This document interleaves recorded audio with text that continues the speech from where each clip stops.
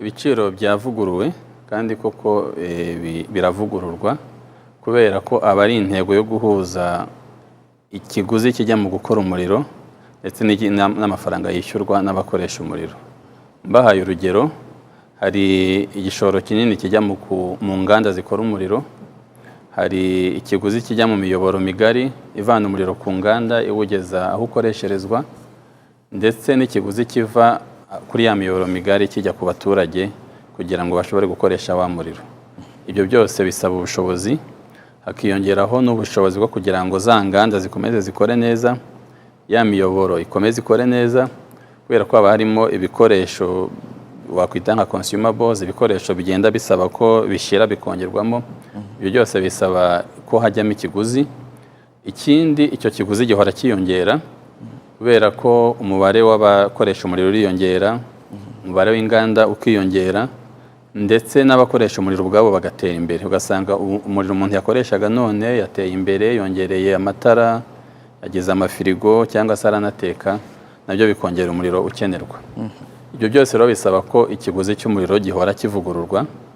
Cyakora ku gihugu cyacu nk'uko tubizi ndetse n'isi yose twagize ikibazo cya COVID mu 2020, ya gahunda yo kujya tuvugurura ibiciro iba isa nk'aho isubitswe. Ubundi byakabaye bivugururwa ryari? Ubundi byagombye kuba bivugururwa buri mezi, hagati ya buri mezi 3 n'amezi 4, kugira ngo cya kiguzi kijyanishwe n'ibisabwa kugira ngo umuriro uboneke. Gusa byarahagaze kubera COVID kugeza iki gihe, kuko ngo twari tugikoresha ibiciro byo mu kwa mbere mu mwaka wa 2020. Niyo mpamvu rero byari ngombwa ko twongera tugatangira gahunda, tugasubukura gahunda yo kujya tuvugurura ibiciro. Ubu ni gahunda nshya itangiye, turavugurura, tuzakomeza tujya tuvugurura n'undi buri mezi hagati ya 3 n'ane, kugira ngo tujyanishe ikiguzi cy'umuriro n'ibisabwa kugira ngo umuriro uboneke.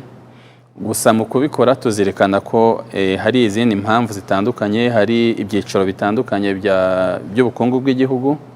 Niyo mpamvu mu itangazo mwabonye batandukanya abaturage residential, bagatandukanya abacuruzi, bakanatandukanya n'inganda. Nibyo nari ngiye kukubaza, ibi biciro byavuguruwe ku byiciro byose? Ntabwo ari ku byiciro byose.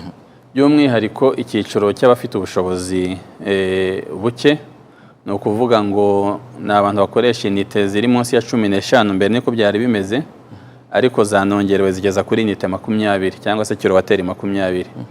Abo bantu ntabwo ibiciro bihinduka, bazaguma bakoresha ibiciro byakoreshwaga kuva muri 2020, mu rwego rwo korohereza ndetse no kugerageza gushyigikira iterambere ry'abo bantu. Aya 89, amafaranga 89 nk'uko bigaragara ku itangazo rya RURA. Ku bandi? Abandi rero barabona ko hari abiyongereyeho nk'amafaranga 100 kuri inite, abakoresha inite zirengeje 20 kuzamura.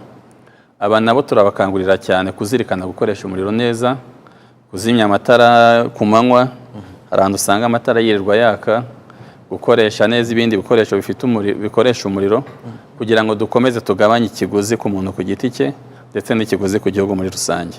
Ku bandi bari muri serivisi z'inyungu rusange nk'amavuriro, amashuri, bo bimeze bite?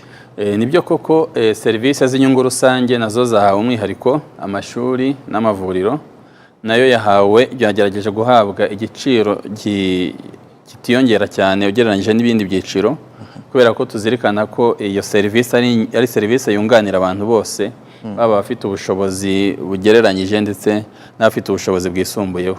Muraza kubibona ko mu itangazo ryatangajwe na RURA, amashuri